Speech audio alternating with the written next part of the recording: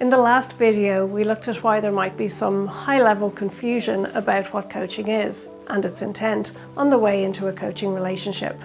Now, let's look at 6 potential and common coachability blockers, many of which, if raised and discussed, can be overcome, and in fact, are ideal coaching topics. Number 1, lack of receptiveness to feedback or resistance to change. These people are very much not asking for help.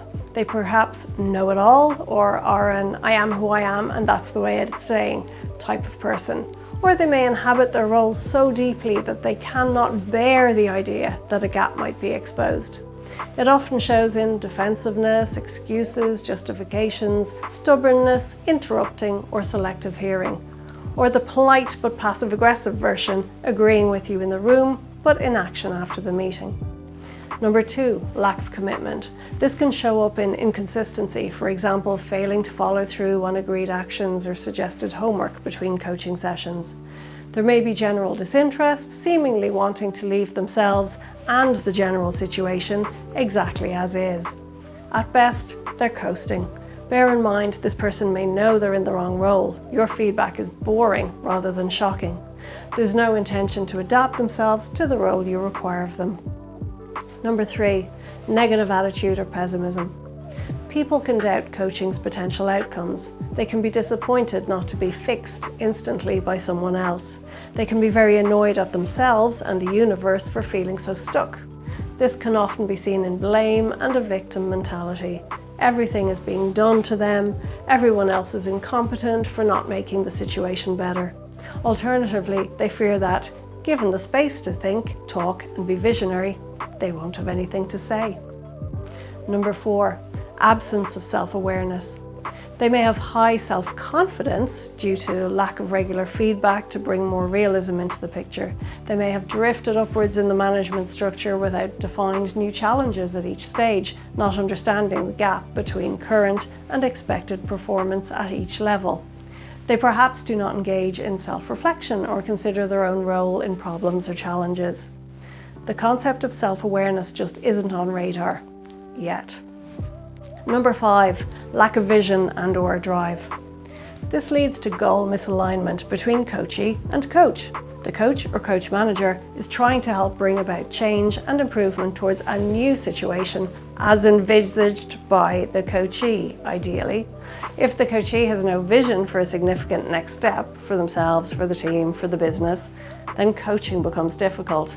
A leader does not let reactivity kill proactivity.